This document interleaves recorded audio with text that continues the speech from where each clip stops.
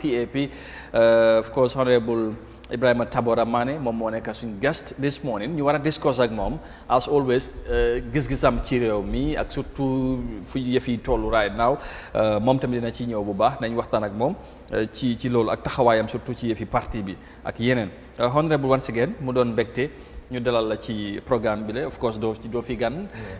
ñëw nga fi ñëwati fi so buñ la fi amaatee mbégte la loolu tamit dafay wane ne saa yi la fi amee waxtaan bi dafay doon lu am solo ñu bàyyi la rek nga nuyoo Gambien si ñu lay seetaan right now ci biir réew mi ak ci diaspora bi. asalaamaaleykum wa rahmatulah taala wa barakaatuhu. waaleykum salaam. di am mbégte bu baax a baax pour ñëwaat ci programme bi comme ni nga ko waxee rek fii moom suma place la. absolument parce que miin naa di ñëw fii di kontaan dalal bi. di nuyu déglukat yi ak ñi nga xam ne ñu ngi seetaan programme bi di ko follow inside ak outside di Gambia. di sant yàlla bu baax a baax pour mun a fekkee teew bés bi si wér-gu-yaram di nuyu ñëpp daal seen tur ak seen sant. waaw comme ni nga ko waxee rek lii moom is very important because ñun we are partners. absolutely I mean politicians yi ak ñi nga xam ne they are in the media. I mean ñun yëpp suñu liggéey lu mu nekk daal mooy ne pour mostly pour inform citizens yi. enlighten leen awaken leen entertainment am bokk na si waaye pour especially soo ñëwee suñu fànna pour won leen réew mi ni mu mel ak political situation economic situation I mean social situation security situation yëpp daal so ñun ñëpp liñ bugg rek mooy comme réew mi daal mu mun a am jëm kanam I mean dafa mel ne daal te loolu mënuñ koo def foog ñu inform nit ñi parce que nit ñi ñooy di number one resources of any country. absolutely so su nekkee ne nit yi they are very well informed I mean xam nañ seen right xam nañ seen warugal I mean then dinañ mun a make good decisions yoo xam ne dina yóbbu réew mi si kanam so di am mbégte di leen nuyu bu baax a baax. jërëjëf thank you. thank you so much honorable ñun tamit am mbégte dalalaat la ci programme bi xam naa ne danañ dugg ci waxtaan bi straight maanaam soo ñëpp dinañ xaar pour ñu laajte la maybe of course not maybe but sa gis-gis ci coow bu am right now président bi kaddu yi mu wax jëmee ko ci opposition bi te nga bokk ci opposition bi waaye gis nañ loom li tension bi surtout diggante UDP ak NP but before then first question bi mooy sa gis-gis ci réew mi bi nga fi doon ñëw few months back am na noo gisee woon réew bi ndax diggante boobu ak tey am na lu ci change in terms of taxawaay nguur gi jëmee ko ci askan bi. man daal li ma waxoon te si loolu laa nekk benn tey rek dafa mel ni rek day gën a yokku rek mooy ne nguur bi dafa féel man fa laa taxawoon waaw dama ne nguur bi dafa féel waaw te si suma gis-gis ak suma analysis mooy ne réew mi direction bi mooy dem dafa mel ne dañ diréel dañ bàyyi yoon bi so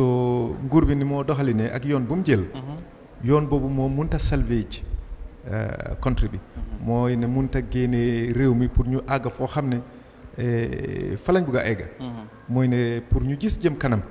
amin si réew mi suñuy dundin amin parce que fànna boo munti xelaat man gis naa gestu naa seet naa secteurs yëpp gisuma benn secteur boo xam ne nguur bi mu ngi si bokk wala mu ngi si lead boo xam ne gis naa si improvement one li ma wax mooy ne loo xam ne is very critical soo ñëwee si economic sector bi gisuñ any improvement at all none whatsoever parce que bagage yi benn tey ñu ngi gën a seer amin am yi ñu ngi gën a niiw soo ñëwee si luwaas bi ñu ngi ko doon joytu luwaas bi benn tey di seen problème la mu ngi gën a yokk amin problème si yaa ngi bëri boo demee si lopitaan yaagut not very recently ñu ngi dégg revelations by Dr. Sala ak Dr. Diagne so ñu ngi def that ping pong game di blamante waaye the bottom line is li moo wone mooy ne there is a lot of corruption within the health sector soo demee security bi I mean there is a lot of insecurity every time yaa ngi dégg ne am na ku ñu rey fii nit yaa ngi de left and right drugs bi is rampant in the country so nga jëlee ko noonu ngay ñëw ba latest events yi nga xam ne xew nañ nga ñëw ba OIC summit bi nga gis loolu man wax naa si dem naa attend naa ma ne as a citizen bu ñu la invité te yaa ngi war a am gan da nga leen war a dalal dal bu baax won leen this is a good country nit ñu baax ñoo fi nekk de decent people waaye by and large ma ne suñ gan yi demee amen suñ ñëwee bi si soo dem di best face kanam bu rafet entertain leen welcome leen waaye bu ñu demee nag ñu ne neen war nañoo mën a toog waxante dëgga te li ma wax mooy ne it was a total failure loolu is another issue I mean whether we'll get to that or not then nga ñëw si ferry problème bi loolu moom it's a joke man li may wax fa laay nekk rek ne suñ government dañoo caaxaan. They are not serious about development. They care free about citizenship. So ñoom ni ñoo doxalinee man yaakaaroon naa ne at least wax yi niñ bare ñun yëpp niñ nekkee di wax di complain di joytu. These are citizens ñi nga xam ne they are genuine. Du ne because man mun naa wax sax ñu foog ne okay because he's a politician. Waaye yéen you guys are neutral, you guys are impartial. Yéen you don't support any opposition or any government. Because dañoo gis ñun man damay ñëw fii ngeen welcome ma. Te any other opposition party bi fi ñëw the same welcome lañ dee am. Te nguur bi bu ñëwee tamit dañoo am the same treatment. So everybody dafa am a fair ak decent treatment. So su nekkee ne ñun ñëpp ñii ñëw opposition si wala ordinary citizens si ñu ngay joytu the same thing. Then yaakaaroon naa ne nguur bi at least war naa toog reflect ne ok xaaral ñu jël a break. ñu change suñ cause bi parce que cause bi ñoo jël is not working. Okay. Why the failure and the things you highlight from security, economy to the OIC, ñàkk progress bu ci am lan nga ko attribute to the government? Is it about the leadership? Is it about the entire? Lan nga ko attribute? Yes. It's absolutely about the leadership. Te man blame this squarely dama ko blame on the head of state. Because mom is the leader. Moom mooy choose ñi mooy liggéeyal. Dafa mel ne rek soo buggee même sooy dem soo buggee tabax néeg yooyu select sa contractors. Pour ñu liggéeyal la yow nga nekk supervisor. ngay seet liggéey bi nga wax leen ne man nii laa ko buggee suñ ko defut noonu nga génnee leen. indi ñoo xam ne dinañ ko mën a def waaye su nekkee ne da nga surround sa bopp with people who are incompetent wala majority of them they are very corrupt te ñu ngee def corrupt activities yaa ngi koo dégg you don't do anything doo jël benn step. Because corruption every time is happening. Every day is everywhere. It's rampant. So it's out of control. Corruption even in fact needuloo sax pour dem to evidence yu bari sax. yoo xam ne comme auditors yi ñu def wala parce que ñu ngi dégg area councils local government. ñu ngi dégg xam nga loolu ku ko follow xam nga ne corruption la. te dama ne nit ñi gis nga corruption bi in the area council soo foogee ne dafa bari. soo demee to the central government di nga yéemu. And talking about the commission, local government, President Bimo initiated that commission, and Lord of def because of yum degon chi council. Is it? That Lord tami is not a form of pure corruption. Motah mu def lolu. Pour tami ni xam parce que ñep xamuñu lan mo nekk di yow dañ doon dégga. But commission bi amna lu feñal lu bari. So lolu mën nga ci maybe wax ne President bi mo am taxaway bobu. I think that should be a plus for him. Well, in fact, xam nga bi mu commencé commission man waxoon naa ne I hope the timing. Then because that was before just before election. Timing bi laa question on because waxoon naa ne pour ñu set up a commission ñun dañ ko welcome because corruption mu ngi xew. war nañ ko mën a toppa. So ñu ne timing bi dañ waroon a xaar ba after the election. Because dinañ foog ne witch hunt la woon. Exactly time boobu nit yi ñu ngi foogoon ne mayor of KMC lañ doon jéem a target. ñu ne after election then they can proceed. waaye pour ñu def ko it's a good initiative waaye li xew mooy ne. Government bi that political will is not there. Parce que ñi nga xam ne ñu ngi def corrupt activities dara duy xew. dégg nañ indi petroleum industry dara xewut. si port bi dara xewut. Covid funds si dara xewut. te I can tell you sector boo dem di nga fa fekk corruption is the game. What is the role of opposition ci mel noonu ci réew? Parce que tamit yéen a ngi koo dégg. In some countries at some point da nga opposition bi take a stand. If there's alleged malpractices wala corruption in certain government institution, they take a stand on behalf of the public pour gis ne justice mu feeñ nit ñi xam lan moo xew. But in this content dañu wane opposition bi maybe media bi lañ koo bàyyee wala ñu bàyyi nit ñi di wax ba taxawaay boobu est-ce que tamit opposition bi def na. In fact opposition I think what they can do and they're doing part of it mooy ne di génna di wone di condemn di naxarlu di inform nit ñi pour ñu xam ne lii mooy xew. Then the other thing is tamit war nañoo try pour collect evidence. Because it's not just about saying ne corruption mu ngi xew rek. waaye trial xam nga am na loo xam ne soo ko waxee the layman dinañ understand ne non lii is fishy lii something is not right. Because su nekkee ne mun naa gis nit boo xam ne comme mu ngi am $20,000 a month. Example $20,000 a month. year bi is $240,000 loolu lañ koy fay. 2 years mu nekk $500,000 let's say example $480,000. $500,000. kooku suñ gisee ne sampana jënd na kër moto boo xam ne ëpp na $500,000. mu am kër boo xam ne mut na $3 million or $5 million. Obviously you know something is wrong. Why the way the society is soo génnee nga ne kii is corrupt tabax na néeg bi $5 million te mu ngi amee moto more than $500,000. te li moo make in 2 years is less than $500,000 te fa la war a dundee loolu fan nga ko jëlee xam nga koo wax common sense dina xam ne non lii something is wrong. am na fu mu amee xaalis foo xam ne is not right. waaye xam nga soo demee the court system is very funny. because nañ la wax ne you need evidence. waaw exactly foog nga proof. waaw nguur gi sax loolu la ñuy wax nit ñi dañoo wax ne waaye evidence amul and all that. waaye comme soo demee auditors yi fiñ identify ne lii corruption happen na fii. wala soo demee indi health sector yoo xam ne wax nañ ne fonds yi niñ ko usee it's not right ñu ngi see benefit ñoom sax xam nga ñu ngi misappropriate funds. loolu nguur warutoon a xaar sax opposition génn pour di ko wax sax ñoom ñu waroon a take di step dem address the situation so ñun luñ mën a def first mooy ne pour address the issue waaye in other advanced countries yoo xam ne nit yi opposition yi am nañ ñoom sax dinañ initiate lawsuit dem jéem a follow ñooñu pour def ko a court case. Unfortunately nag in the Gambia the opposition ñu bëri àggaguñ to that level because loolu yëpp dafa laajte a lot of resources a lot of time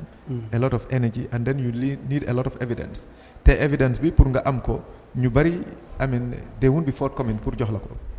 parce que li nga war a def mooy comme nga ne health sector ñu ngi spend let's say 10 million niñ ko dugalee is not right nga ne da nga bëgg a evidence fooy dem pour nga initier commencer pour am evidence would be a problem would be a very big challenge so opposition bi xam naa ne they don't go that far just like the journalist rek fi mu nekk nii comme nga dégg ne lii xew na soo demee pour nga bëgg a that information pour ñu provide la nga mun a am that evidence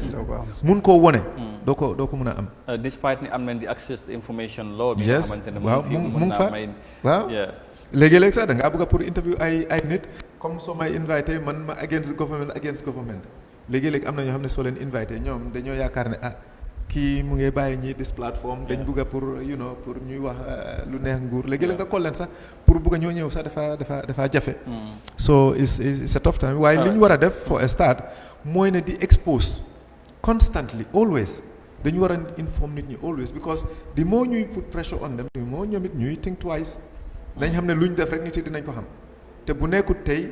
man gëm naa ne ëllëg they will pay for it. Because what happened is so ñu pare ak nguur gi tamit because in most cases dañoo wax ne ok opposition bi dañoo wax ne corruption but na gars yi génne evidence and you say difficult pour opposition bi am but is it not your responsibility su fekkee ne jàpp ngeen ne nit def na lu jaaduwul wala something that is against law wala corruption you go beyond do your utmost best pour am evidences mun a toog wane ko because in some countries what is happening ba nit ñi xam ne lii tamit nekku wax kese parce que the all same story of politics moom moo am bu boobaa est-ce que luñ nekk di gis nii rek mooy continuer I agree to a point waaye li xew mooy li may wax pour am evidence bi will be very very difficult especially as an opposition you have to understand that being an opposition ñi ngaa dem pour jël fa evidence they are employed by the government but if you have strategy enough am na ñuy am ñuy am so loolu tamit about as a politician foog politicians yi tamit at some point ñu gën a inventive gën a strategist because this all same politician system bu fekkee ne boobu la ñoo continuer dund and in some countries if example ñu xool yi xew yeneen réew this what they do because at some point dafa yomba tamit nga toog ci télé wala rajo corruption rek di wax ne ñu corruption te mënuloo teg dara ci table bi non fi failure bi nekk non fi failure bi nekk mooy there is not that political will give an example bi Dr. Sallah waxee corruption in the health sector génnewut evidence dafa wax ne li xew waaye génnewut evidence boo xam ne one can see ñoom ñaar dañ jihad so ñoom ñaar ñu wax waaye government li mu def mooy dafa act right away suspend leen so government su nekkoon ne government is responsible li mu waroon a def mooy ne suñu waxee ne there is corruption here te ñu mun koo explain ba make sense loolu is reasonable enough pour ñu waroon na ñoo jël action waroon na ñoo investigate waroon na ñoo follow te warut a nekk investigation boo xam ne cosmetics rek la pour nax nit ñi rek pour ne nit yi mën a noppi rek nga ne waa dañoo def investigation after a month 2 nit yi fàtte nañ loolu then you move on life continues te loolu moo nekk di xew so pour gather evidence bi nag is a challenge waaye I agree ne ñu nit opposition si war nañoo try to be proactive to get as much information as possible and mind you am na so many informations tam yoo xam ne xam naa ne number of opposition ñu ngi leen am and then they put them on the side te am na ñoo xam ne dañ dee leak some information waaye soo génnee information rek dinañ xam ne source bi kii la oo kii te war na demee noonu all right mon ñang dégg nga ko ci wàllu économie bi ak yi mu wax nii yëpp am na solo waaw dina jafeñ nag balaa maa ñëw si li ma ko bëgg a laaj sax pour am information boobu dama xam ne si fekkee am nañu loo may pour ñu am ko muy sax media te yow right now ni am nga ne am na fu bëri boo fa demee sax duñ la liggéenti first of all da nga am appointment leen la wax moo lan loolu pour dem fa am information bi mu mën ñag kuy investigate tamit I know su fekkee da nga koy def it's not normal laajte yi ngay def de I know there's a way yi ngay defee investigation there's a way yi ngay am xam nga there's a way loolu amul problème but si government agent bu nga ko war a amee even the law is there ba duñ la ko jox mun ngaa jaar back way nga am ko loolu xam naa mun na nekk so loolu su fekkee ne nag ki si ku mu gën a yelloo mënu ko am so naka la ko opposition bi day amee xam nga fu muy amee dina am government agency yi nga xam ne du ñàkk dinañ leak seen information because maybe ñi ngi si nguuru ànd nañu nguur di jox opposition loolu moo day am waaye loolu mostly nguur gu dee waaj a dem si la day am nguur gu nga xam ne ni moom dem na ñëw na dafaa jeexal si la information yi bëri di leak because seen agency ñu fa nekk government ñu fa nekk ñoom ñoo dee leak jox ko presse media oo ñu jox ko some opposition ku nga xam ne ni gëm nañ ne war na mën a fa génnee lii waaye pour def sa proper investigation am ko through di ku ko amee dafa jafeñ in this country because ñoom tam dañ koy hide because seen problème mun na faa nekk xam nga lu ñu laa wax ne am nga tuuma yi fi am correction si docteur Diagne ak docteur Fall yi ñu ngi wax sàlla yi xam nga daf laa óor ne xam ne loolu is something happen te yow yàgg ngaa dégg ne kër googu corruption mu ngi fa bu ko élimaan ji sax moo tax a wax moo ko njëkk a wax waaw te gis nga li ñu def nii boobu leen ko waroon a def nga yow mun loo jiite kër nga ne suma kër dafa am corruption te yow yaa war a régler kër gi yow dama laa wax ne yow kon yaay élimaan yi corruption bi wax dañ ko fa bàyyi National Assembly la ko waxee nothing happen ba tey nag ay ponkal yi nga xam ne ni man wax neen ma all these people seen salary naka la dafa ñaaw ak tukki yi dem ak dikk duy toog and daneen ko fi am na ko am everything evidence yes luñ den fay seen boppa tukki yi dem ak ñëw xaalis yi su jee soo moo tax ma ne ko kon lii tax ñu suspend leen te góomoo ñi gaaw a ñëwaat tey ministre moo leen fa indi génnee na ku bokkul si kabudum indi leen fa ñoom nga xam nga ne we have so many information si lopitaan waaye du from the ministry ñooñu ko dee jox but ñi fay liggéey te ñoo ko dund ñoo ko xam so something like that nga ko mun a amee te docteur Diagne boobu noonu ku ko fa indi docteur Samate di ministre te ministre boobu moo taxawoon ne suma kër mu ngi am corruption léegi kooku mu indi fa ñoo jiinante corruption ba ñu yebal leen ne leen dem leen toog noppal so what about the imam di ministre himself so du régler as far as mu ngi fa loolu maa la ko wax léegi fu maa ñëw si économie mu ngi fa foofu du correct moom dafa waxoon ne tamit bu fàtte ne dafa dinaansoon ne li doon am foofu pour nit xam ne am na ñuy jéem a def dara moom daf ko waxoon pour bugg a defar gars yi xam ko ñu defar waaye benn yoon la ko wax ci National Assembly bi foofu sax blame nañ parlement bi parce que waroon nañoo jëlee action buñ ko waxee foofu si 50 legislature bi waaye dara xewut ci problème bi buñ ko génnee am nañu ko fay xeex naa nga waaye moom ñu ngi indi tey ñoo jiinante demo bañ daxale bañ teg leen ne leen dem leen so loolu am na lu moo nuroo of course Amadou ok the imam is yes so foog nga bàyyi loolu mu wokk te yow am nga some information yoo fa am yoo xam ne doxalin bi baaxut si seen credit union ñu staff si bëri seen xaalis àggut bu ñu waxee ñu ne dañ ko leb amul loolu is not gars yi dañ dem si banque ñu leen ñu ko waroon a yóbbu ñu ne dañ ko leb bu borom yëgut loolu du leb te yooyu yëpp di information maybe is around alright léegi ñu ñëw man fu ma ko laajte mooy ne moom xam-xamam màcc na si koom-koom c'est fan yi fan naan AFM la wala waaw am na lu ñu génnee so naka nga gisee loolu waaw bu am ak situation bu réew mi nekk 4.9 yes noonu nag nga gisee waaw pour 4.9% to 5.3% of growth waaw GDP non loolu waxin la rek loolu comme suñ growth bi the country gis naa ko ne about close to 5% of GDP waaye loolu moom xam nga growth GDP dafa mel ne comme ñu ngi am 100 tey ñu ne yokk na 5% mu nekk 105 amen te soo seetee GDP bi is in the billions waaye li xew mooy ne loolu dafa few people la dafa mel ne 5% ñuy make let's say 20% or ñuy make 50% sax growth then 95% si ñoom they make nothing ñu ngi at the same level so nga average ko rek nga ne ñu ngi am 5% waaye loolu sax is I believe is inflated growth boobu amuñ ko because li tax amuñ ko mooy ne li am solo mooy ne nation bi grow na yow grow la yow nit ki loolu make any sense te société 90% of Gambians rek Gambians growuñ dara xayma ko sa boppa rek man ma seet ko suma boppa ak yow ak keneen ak ñi nga xam sa household ak sa community nga seet leen ndax ñoom grow nañ by 5%. then nga seet ñi nga xam ne they are rich people ñi nga xam ne ñu ngi si government on top. xam nga sa growth bi bul seet ne rek suma salary bi rek. seetal sa overall situation naka la amee development. you know soo seetee nga seet throughout the world xam nga li xew day seen economic system boo xam ne ñu ngi ko am. te so long as ñun we are married to that. dañoo fail. I was going to say what is the estimation you mel noonu our growth. connection xam nga IMF li ñu dee def li ñu dee wax ne inflation la is not realistic. inflation bi ñu dee jox is not realistic. growth bi ñu dee jox as a report is not realistic. dafa nekk ne rek ñi nekk ci kaw a few of them ñoom ñoo nekk di make the maximum benefit waaye the nation itself mooy the average people growing by that amuñ any growth at all. in fact léegi-léeg sax dañoo am contraction mooy ne dañuy wàññeeku dafaa nekk a negative growth te man dama believe ne 70% of Gambians dañ am a negative growth. waaw te negative growth boobu mooy ne yow ñu ngi lay fay $5,000. out of $5,000 ngay fay sa luwaas $2,500. ngay jënd saako maalo $2,000. at least $4,500 dem na. now at bi ñëw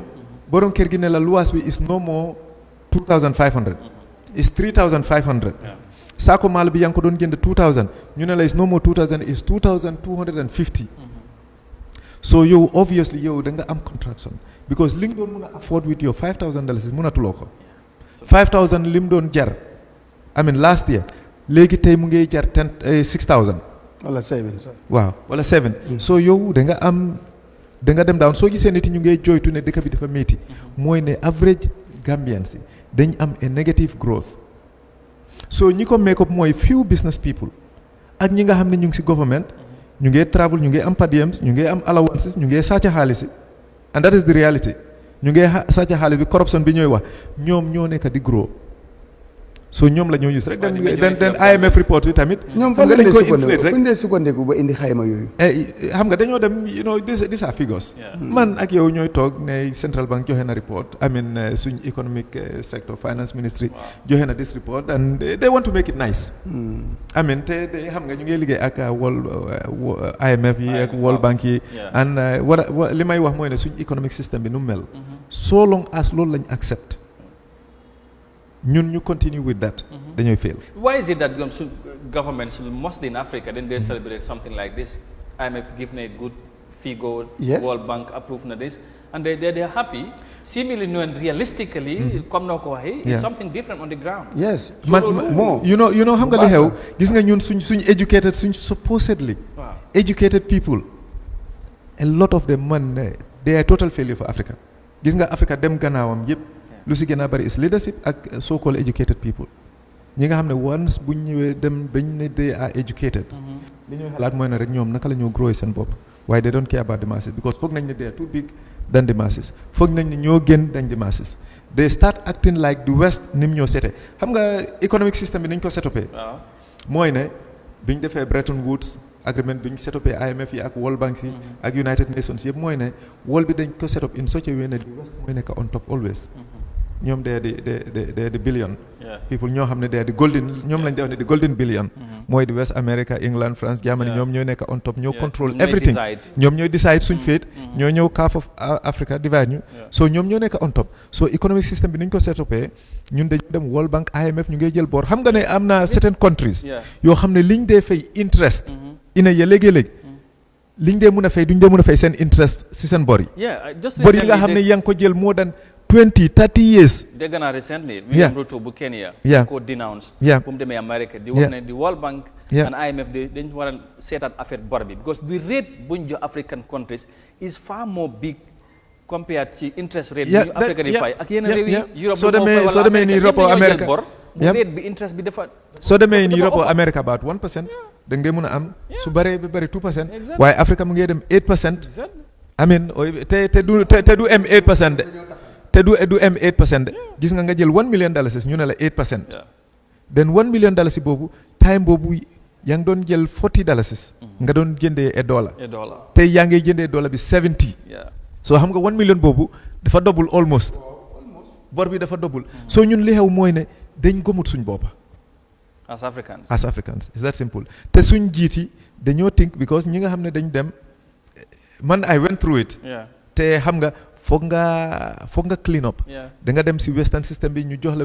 western education jox la this big economic theories believe me ma ngi laa wax lii gis nga ñi nga xam ne ñu ne dañ xarañ si jànga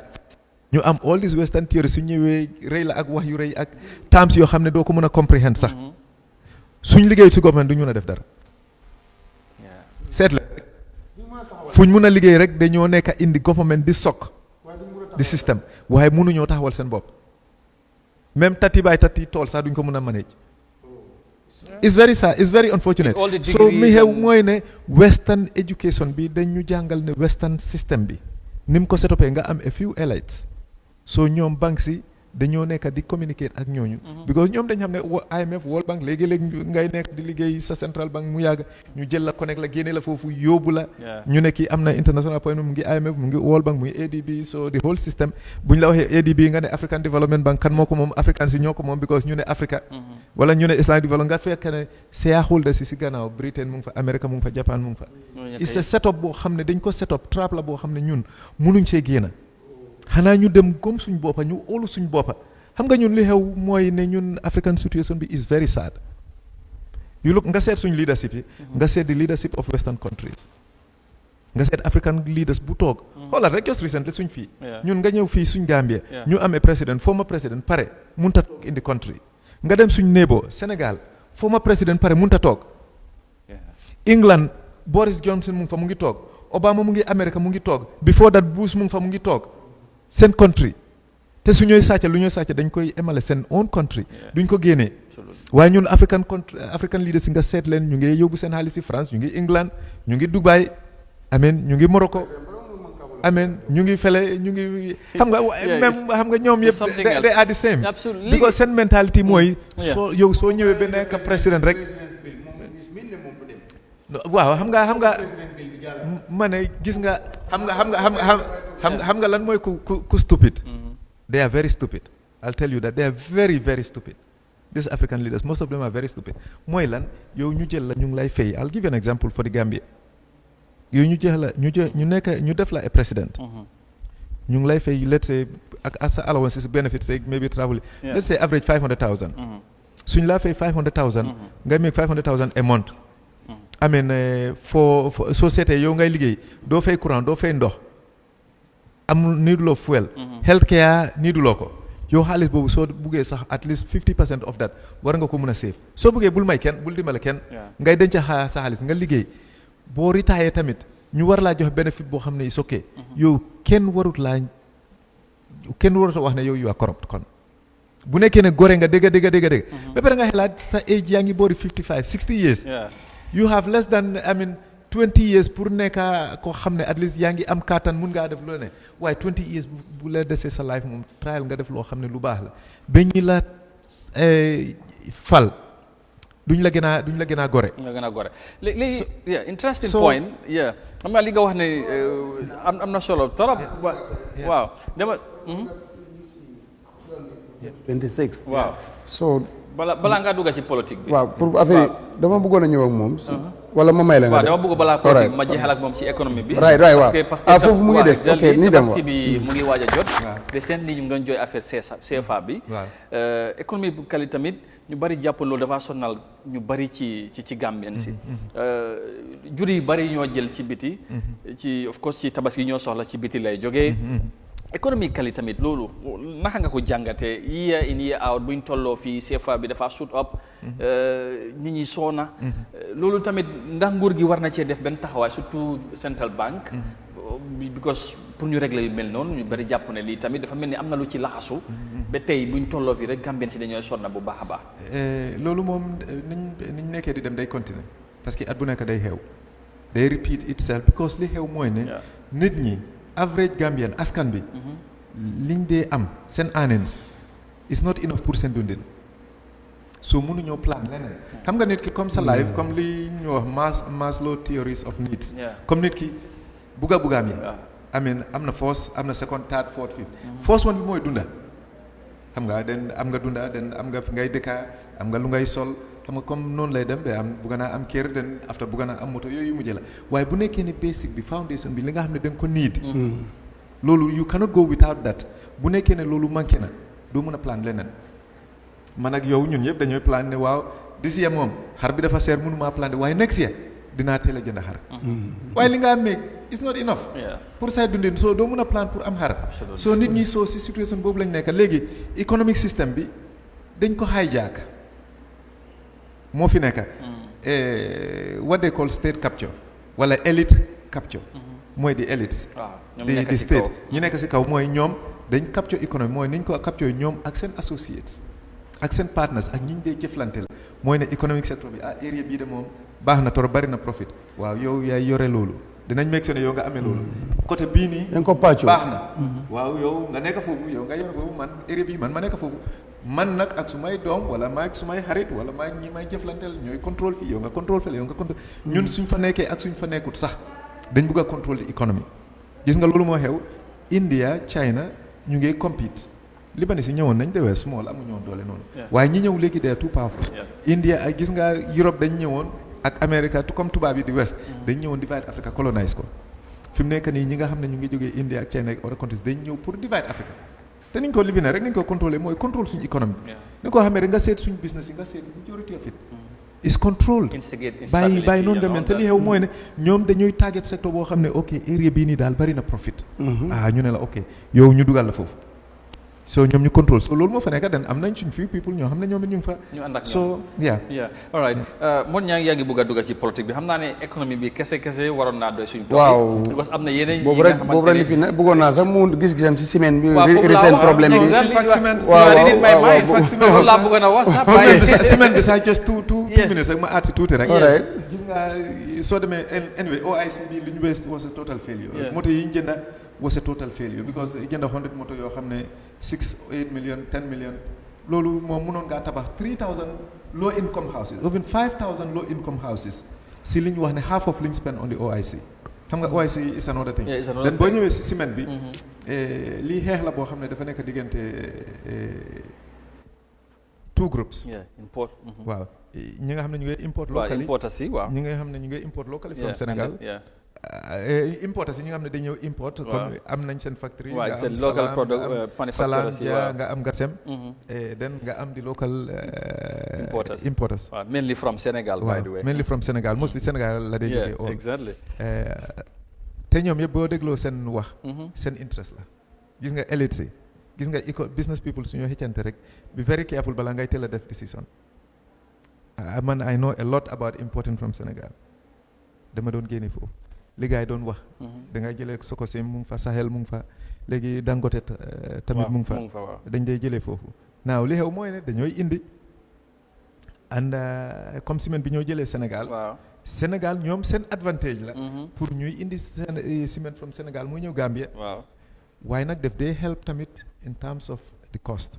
waaw xam naa ne di borders à port dañoo ñëwee customs dégg naa last time kii mu ngi doon wax ne gars yi dañoo indi duñ dee fay duty niñ ko war a fayee and there's an element of truth to that dañoo indi léegi-léegi ñu indi duñ fay ni ñu war a fayee duty loolu waaye non ma nga ñëw loolu daf dee xew waaye loolu it's not their fault because soo ñëwee nga ñëw ak 10 moto ki nekk foofu allow la pour 5 bi mu dugal loolu moom laab si government la loolu waruñ leen a blame for that now but are they honest ñoom tamit to the country non gis nga man moo tax ma ne la is between business people moo tax ma ne la is between business people xam nga ma wax la tuuti secret pour nga understand kii day indi ciment ñëw si border bi indi 10 moto mu fay 3 or 5 kii import indi 5000 tons declare 2000 tons fay si loolu so lan mooy difference so ñoom yëpp they are all playing their games ku nekk interest la gis nga business people 90% of them ñoom they don't amuñ yërmande pour they want to make profit that's all they don't care how they make it they don't care about you or me or kii so the fighting is between them so talking about this fighting apparently the government is been accused ne ñu ngi side with the local manufacturers pour ñu protect them but this protection has led to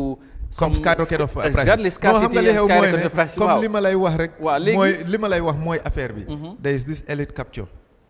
there is this state capture nit ñi seen interest la ñooy protect at the detriment of the citizens gis nga pour lii nii yëpp bul seete is interest of some people. It's interest of some people. It's not about me and you. It's not about defending the Gambians. It's about how to control the economy. te soo seetee dip dañ fa fekk a lot of things loo xam ne they're very funny. That is what I'm telling you. Kii mu ngi indi moto du fay duties yow yaa ngi import yow it yaa ngi indi sa gaal waaw parce que ñi ñooy wax yëpp xam nga si gasam waaye nga seet ñi ñëpp noonu lañ commencé di indi from Sénégal ñoom yëpp la waaw day bàyyi laan lañ doon indi laan soo dafa mel ni yow yaa ngi doon indi li nga def ba nga grow keneen ki tam di def the same thing nga ne ko so it's as simple as that. They're all at fault. So while my wax mooy ne so what's your view on government stand on this as we speak? Government is a failure. It's useless. Government seen interest rek lañ topp mooy ne yow dañ bëgg a yow nga control fii dañ lay jàppale. It's as simple as that. Not about protecting local manufacturers. No, not about protecting local. What is within and I'll tell you something funny. Na Gambian si maak loolu. Wow. So demee yaa ngi jënd cement is how many kilos? Waa ñu ne 50. 50. Wow. Do you know ne am na ñoo xam ne seen cement bi is about 48 kilos, 47 kilos. No, 45, yes. Why they won't talk about that? No, xam nga the thing is ñun as Africans we are joking. Te li may wax mooy ne suñ government is a total failure. It's a joke. dañ fail nit ñi completely. They are greedy,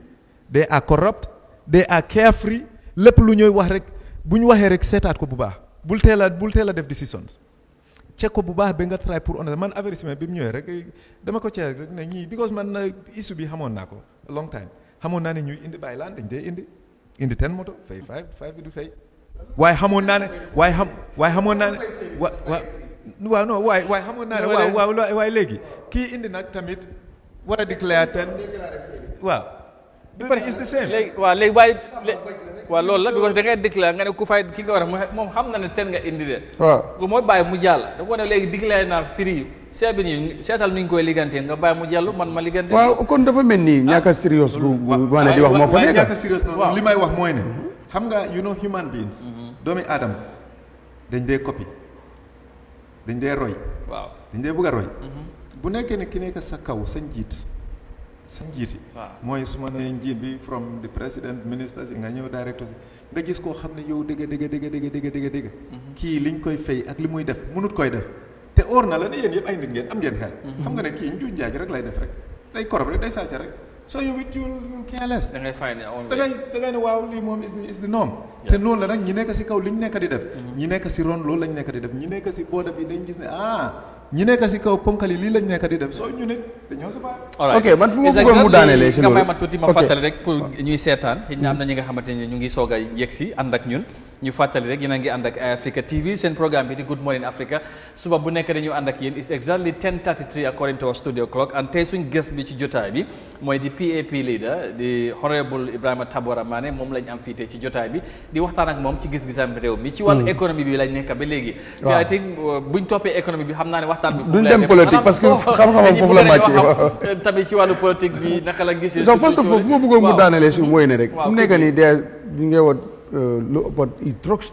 ñu ngi fa te soo doon wax président bi because pour mu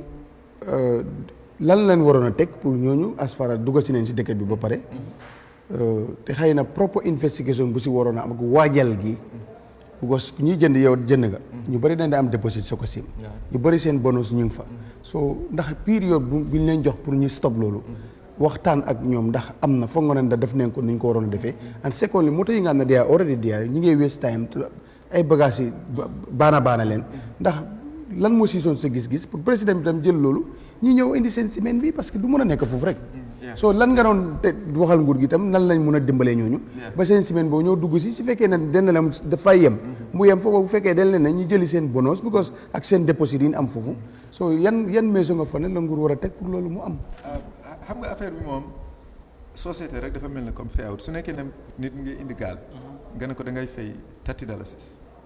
comme luy toll 50 kilos nga ne ko $30 ngay fay kii indi si boode bi nga ne ko moom it $30 la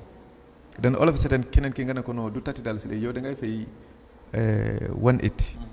instead of $30 te moom su indee kon du mën a jaay because then day daanu dafa mel ne am na koy jàppale non dañu war a am tarif boo xam ne I mean is the same so li war a indi lii mooy ne dañ bugg a protect ñu ne local industry boo ko naree def ñii tamit war ngaa seet angum seen interest ak impact bi ñuy am on the economy ñaata nit lañ employ ñaata moto because société moto yooyu moto yi nga xam ne dañ koy dem transport cement from Sénégal indi ko Gambie dafa bari lool so si liggéey boobu borom moto yi driver yi fita yi ñi nga xam ne laborers la ñu ngi wàcce di égal mu ngi leen di affect waaye li nga war a mun a def soo naree def loolu sax war nga ne la xool constructive li ngeen am lenti discussion nga dégg ñoom it li ñooy wax because ñoom it boo waxee nañ la wax ne waaw yéen a ngi protect ñele te am na lu si nekk loolu tam nga gestu ko déglu ko bu baax waaye soo leen di stop sax li ñu war a def mooy jox leen a period of let's say 6 months or 1 year ne leen ne dañ leen bugg a stop parce que man I am very patriotic dama bugg a pour defend Gambia ak Gambians industry waaye it should be fair warta nekk at the detriment of the public waaw jox leen 6 months or 1 year ne leen ne waaw dañooy stop lii léegi su nekkee dañ leen di stop yéen a nekk local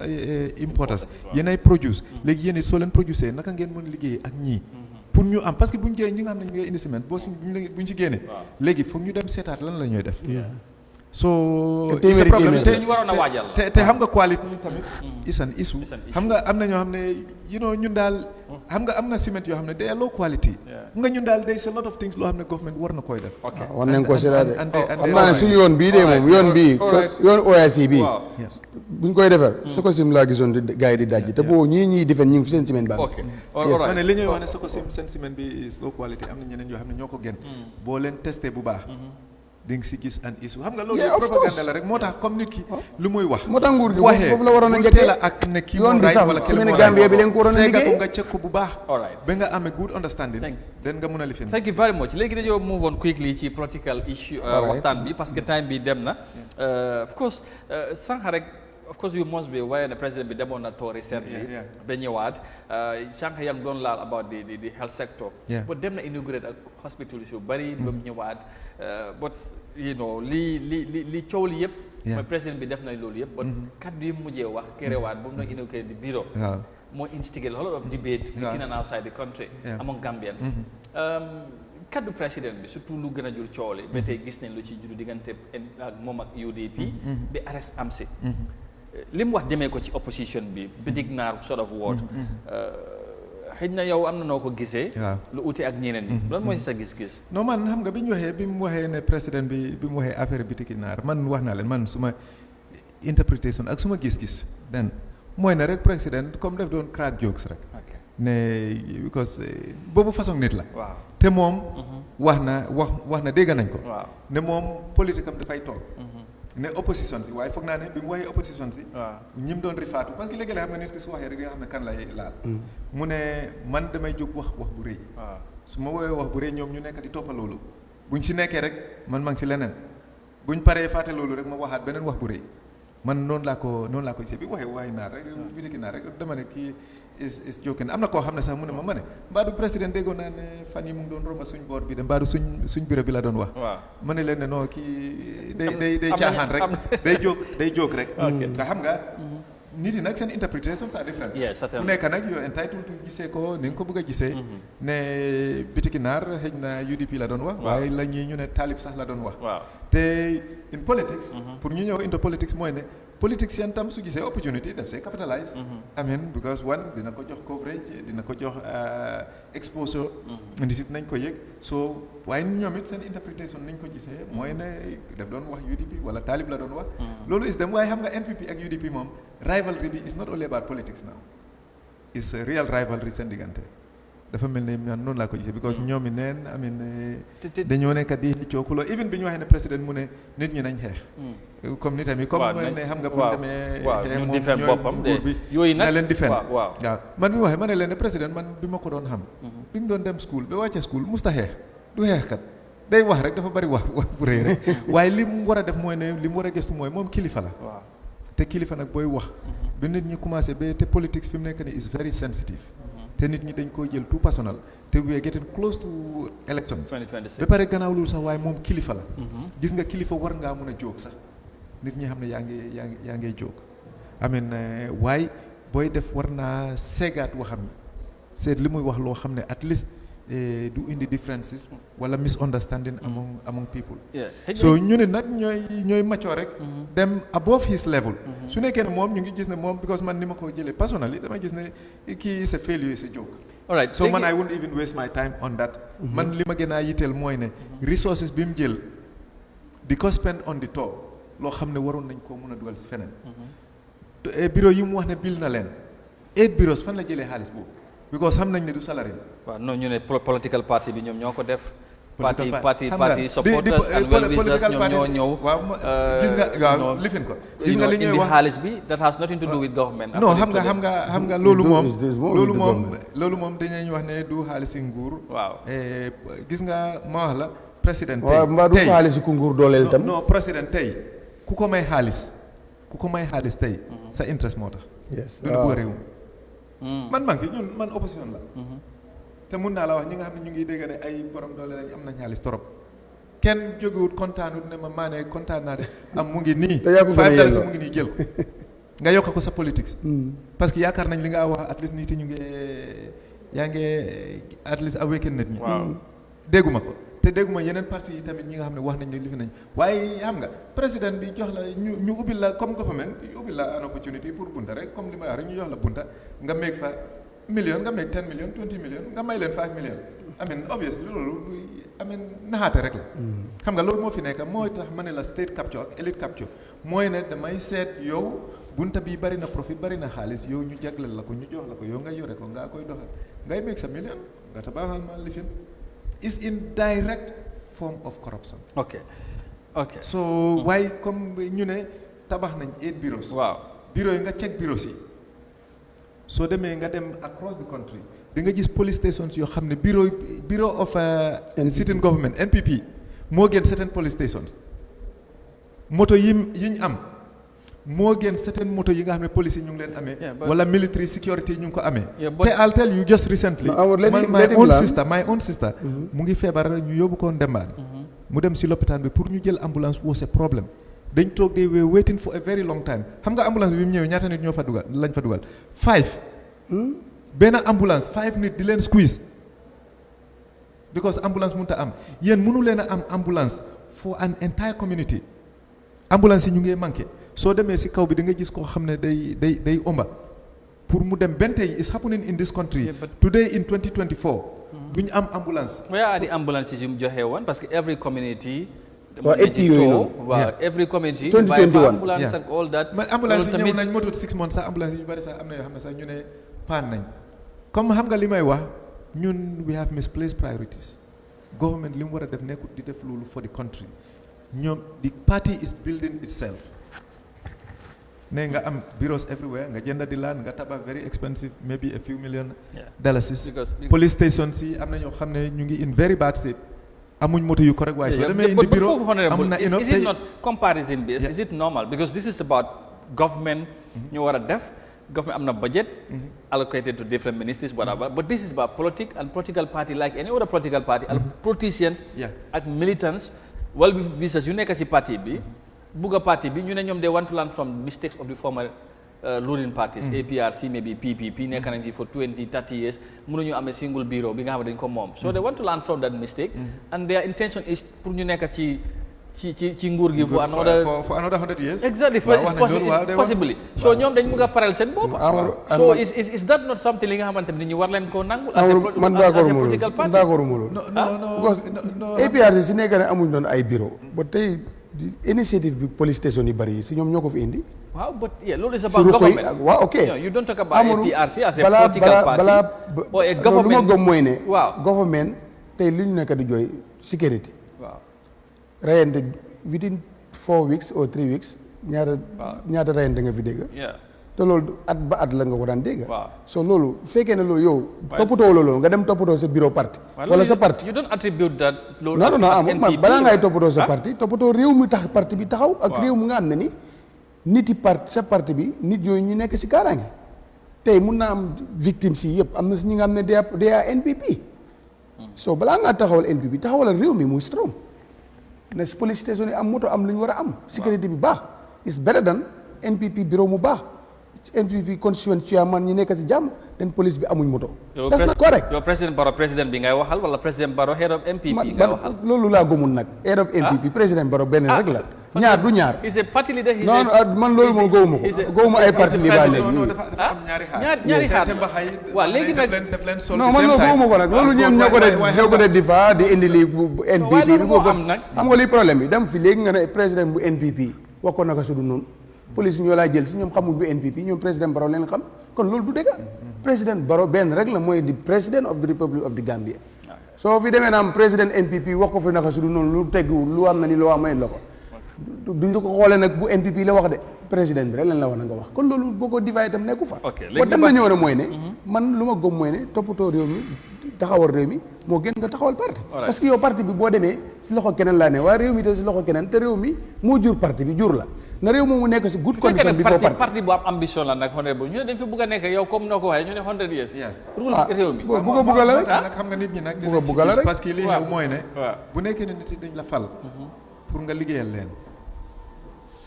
yow ñu fal la yow nga ñëw di liggéeyal sa bopp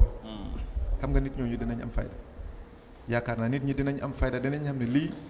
du lu jaadu du lu war parce que boo nekkee ne da nga jël nit nga sànnil ko karta ne ko nga ilif ñu nga yore suñ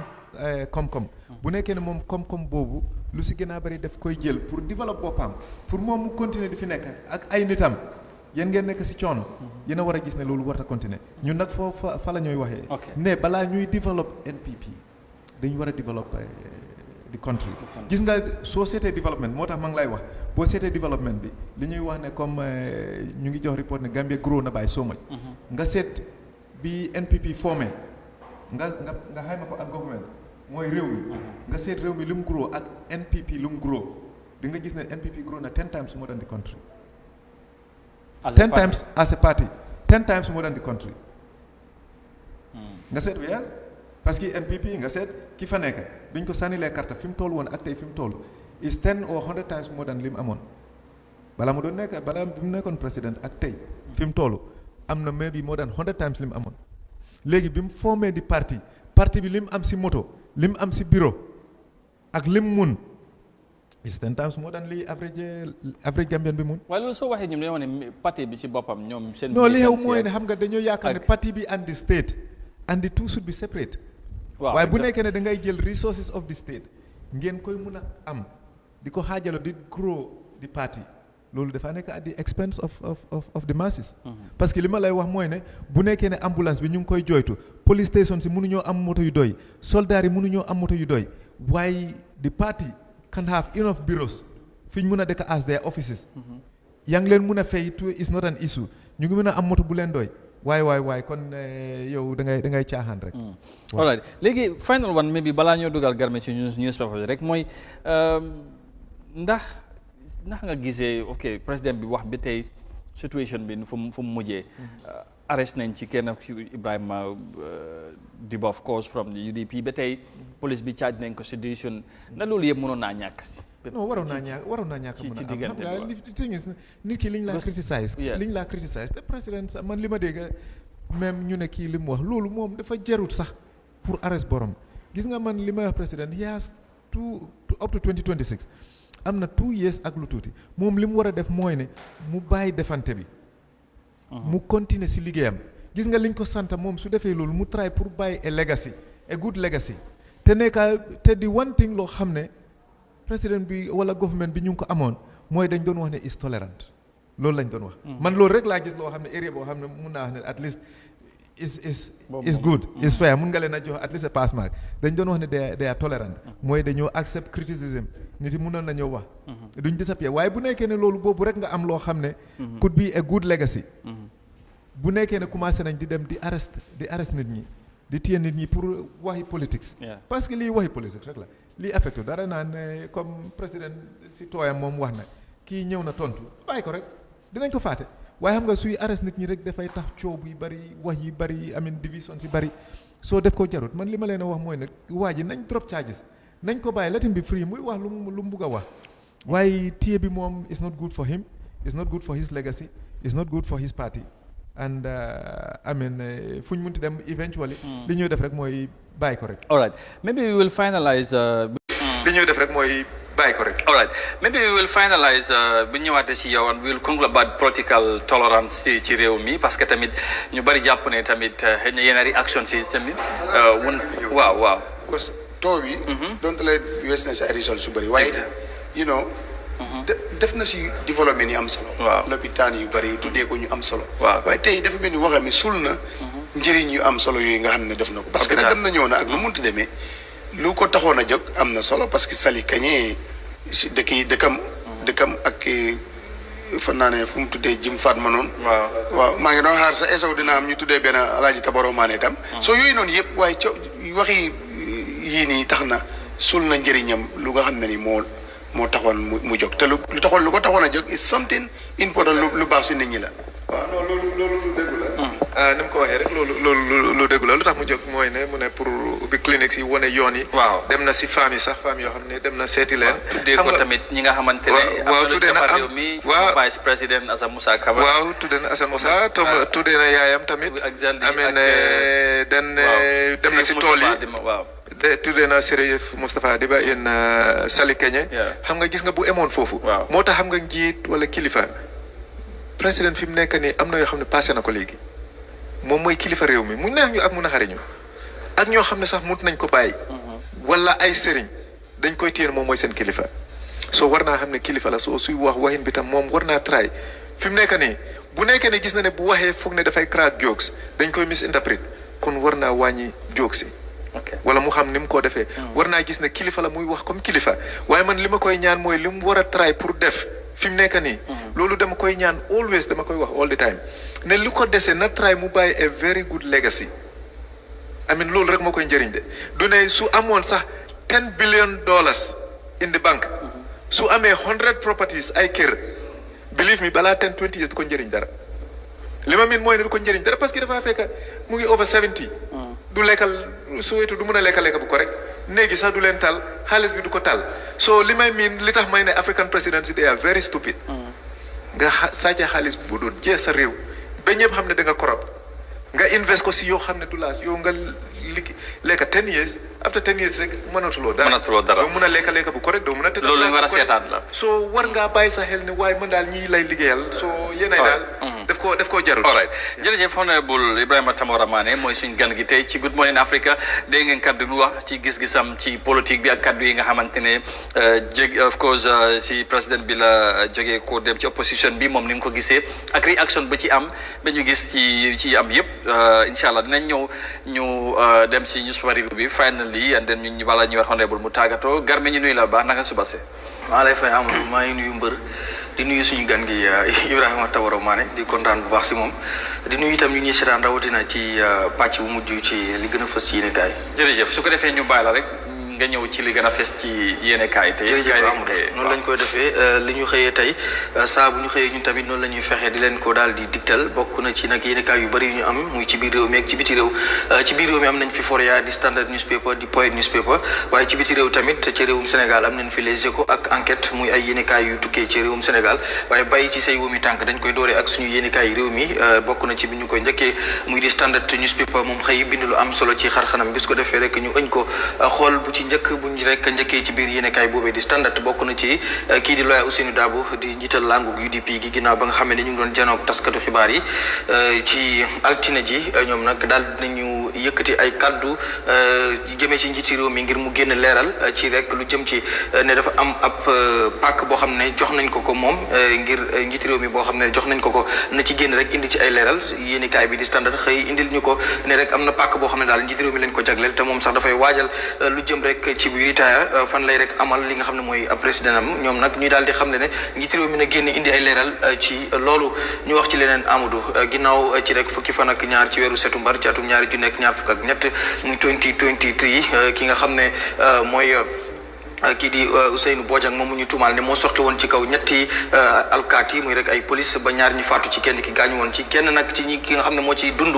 moom di Ansi Diawo démb nag mi ngi janoo ki nga xam ne mooy justice Ibrahima Jaite ci attekaay bu mag ba ca Banjul doon indi li nga xam ne mooy ay seede maanaam testify ci lu jëmee ci loolu moom nag àdduna lu bëri ci lu doxoon ci diggante ki nga xam ne rek moom la ñu tuumaal ne moo soqi ci seen kaw ak ñaar ñi ci rek faatu loolu nag yéenekaay bi yaatal na ko ci biir xëtam bu njëkk ñu jógee foofu dem ci ki nga xam ne rek moo di UDP seen rek diba mi nga xam ne rek des ko nag jàppoon bu ñu sukkandikoo nag ci yéenekaay bi moom nag daal dinañu ko bàyyi néggandiku maanaam rek béel ngir rek waajal nag mu daal di janoog li nga xam ne mooy atte kaay bi ñu jógee foofu ñëw ci wàllum ciment ginnaaw nag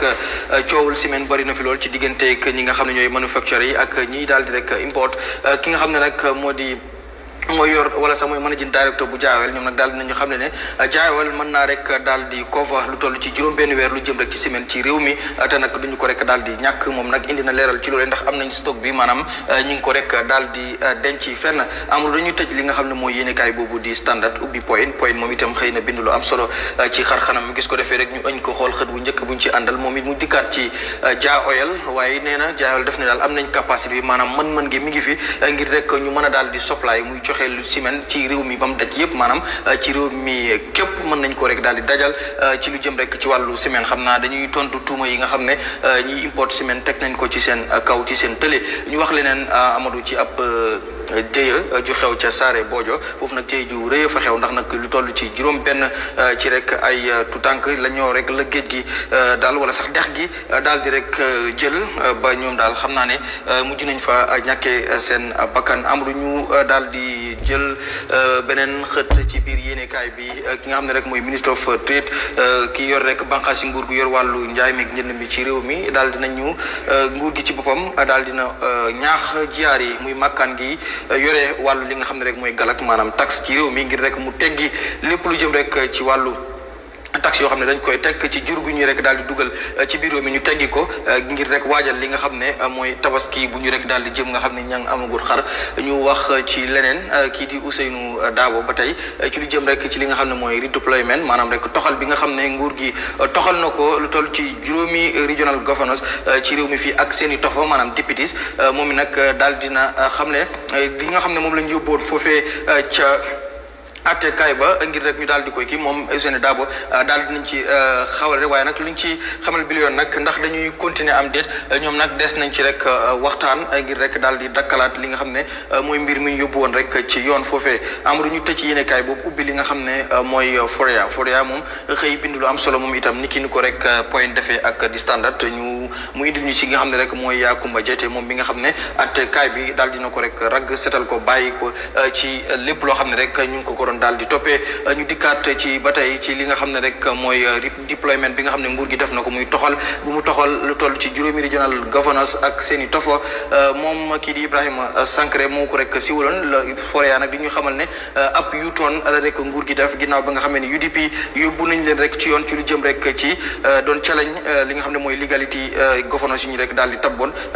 yéene kaay moom xamal nañu daal ne dellu nañ ci ginnaaw moom noonu la ñu ko rek daal di xamalee ñu ñëwaat ba tey ci coow lu rëy li diggante ay safaati ak ki nga xam ne mooy Abdoulaye Thiam loolu yi ki ci ñëw rek mooy kii di Foria di ñu xamal rek ne boobule atte ginnaaw ba nga xam ne déglu nañ leen ñoom ñaar ñëpp donte que sax ki nga xam ne mooy Abdoulaye Thiam teewul woon waaye ay safaati teewoon na ak yi layokatam kii tamit di nga xam ne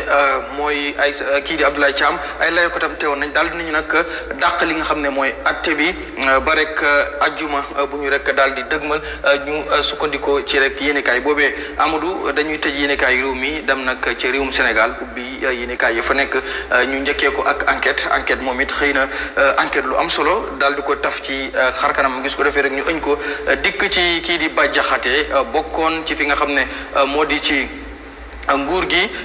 fi nekkoon moom nag ginnaaw mu yëkkate yenn ay kaddu ñu jàpp ne kaddu yu ñagas la mu jëmee ko nag ci kii di prime ministre bi maanaam rek ilimaanu jëwriñ ñi di Ousmane Sonko moom nag bi ñu ko yóbbee yoon daal dinañ ko tëj ñetti weer yoo xam ne moom ak ki nga xam ne moom la ci àndoon muy imam Ndaw dinañ tëdd ci kaso gi lu toll ci ñetti weer donte que nag ay layokatam ànduñu ci loola ñu wax ci leneen ci biir fi nga xam ne rek mooy enquête ba tey enquête di ñu xamal ne